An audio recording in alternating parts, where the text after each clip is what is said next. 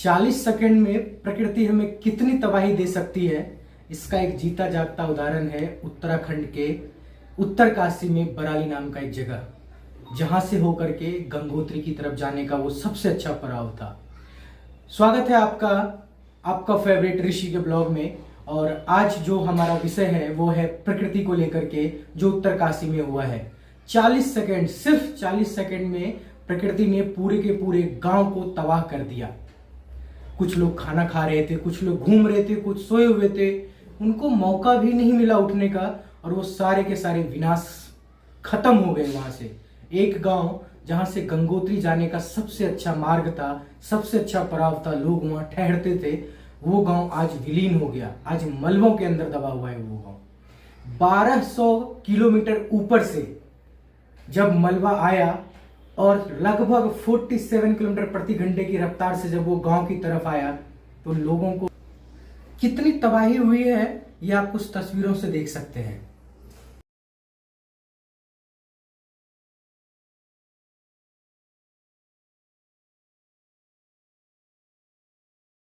लगभग 47 किलोमीटर प्रति घंटे की रफ्तार से जब वो मलबा पहाड़ से नीचे आ रहा था तो लोगों के पास बस उसे देखने के अलावा कोई दूसरा ऑप्शन नहीं था।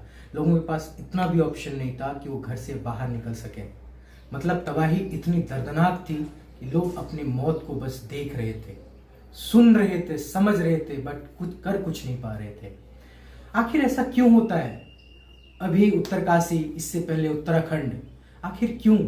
क्योंकि हम जब प्रकृति को जब हम छेड़ते हैं तो प्रकृति हमें नुकसान करेगी ही करेगी। प्रकृति वन, जिसको हम माँ बोलते हैं, गंगा यमुना जिनको हम माता बोलते हैं, हम उनको काट रहे हैं, हम गंगा को बांध रहे हैं, हम पहाड़ों को तोड़ रहे हैं। क्यों तोड़ रहे हैं? हम सिविलाइज्ड हो रहे हैं, हम आगे बढ़ रहे हैं, हम विकास के नाम पे प्रकृति को छेड़ रहे हैं। और जब प्रकृति का ये भयानक हादसा जब हमें देता तो हम बोलते हैं कि प्रकृति ने हमें विनाश कर दिया। हम क्यों प्रकृति को छेड़ते हैं? क्या जरूरत है प्रकृति को बर्बाद करने की? क्या जरूरत है पहाड़ों को काटने की? आज उत्तरकाशी में सबको पता था कि गंगोत्री जाने का वो सबसे अच्छा पड़ाव है, इसलिए वहाँ बड़े बड़े होटलें बनने लग गए, बड़े बड़े रिजॉर्ट बनने लग गए, बड़े बड़े होटल्स खुलने लग गए, घर बनने लग गए, रास्ता चौड़ा होने लग गया, सड़कें बनने लग गई, हाईवे बनने लग गए। लेकिन ये सब बनाने के चक्कर में हमने क्या किया?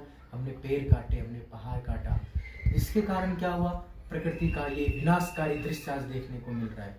और सुनने को ये भी मिल रहा है कि भारत की जो टीम है वो वहां गई थी बचाव दल के लिए, उसमें से भी 8 लोग लापता है।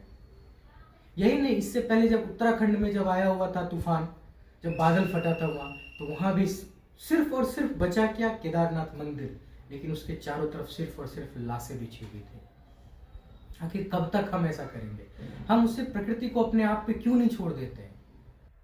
आज से कुछ 100 साल पहले तो प्रकृति अच्छी थी, वो तो हमें ऐसे भयानक दृश्य नहीं दिखाती थी। आखिर हमने अपने विकास के नाम पे हम प्रकृति को क्यों छेड़ते हैं? हम डैम बना देते हैं, हम पेड़ काट देते हैं, हम घर बना लेते हैं। ये नहीं लगता कि वापस जब हमें वो करेगी तो वो क्या करेगी? जो गंगा बहती थी जिस रास्ते से, हम उस रास्ते में घर बना के बैठे हुए हैं, तो गंगा आखिर कहाँ से बहेगी? वो तो तबाही लाएगी ही लाएगी। लेकिन उत्तरकाशी का ये तबाही का मंजर इतना भयानक था, इतना भयानक था कि हम सोच भी नहीं सकते। और ये सिर्फ उत्तराखंड के उत्तरकाशी की बात नहीं है, अभी देश के बहुत सारे जगहों पर, बिहार, यूपी, उत्तराखंड, असम, हर जगह आप देखेंगे, हर जगह बाढ़ आया हुआ है। आखिर क्यों ऐसा है? वो तो उस गंगा नदी, यमुना नदी की वो तो जगह थी जहां हमने आज घर बना लिया, तो वो नदी अपना जगह में वापस आएगी ही आएगी। आखिर हम क्यों इतने सिविलाइज्ड हो रहे हैं कि हम उधर जा रहे हैं? आखिर क्यों अपनी जनसंख्या को इतना बढ़ा रहे हैं? ये बहुत ही चर्चा का विषय है कि हमारी सरकार को जल्द से जल्द जनसंख्या नियंत्रण कानून लाना होगा, नहीं तो जनसंख्या बढ़ेगी तो उसको रहने का जगह नहीं मिलेगा, और रहने का जगह नहीं मिलेगा तो हम प्रकृति का ऐसे ही विनाश करते रहेंगे। और जब जब प्रकृति विनाश होगी वो एक भयानक आपदा के रूप में आएगी और हमें तबाह कर देगी। हमारा 100 साल का विकास प्रकृति के सामने सिर्फ 40 सेकंड का है। अभी तो ये 40 सेकंड का है, हो सकता है कि आगे ये 4 सेकंड का भी है।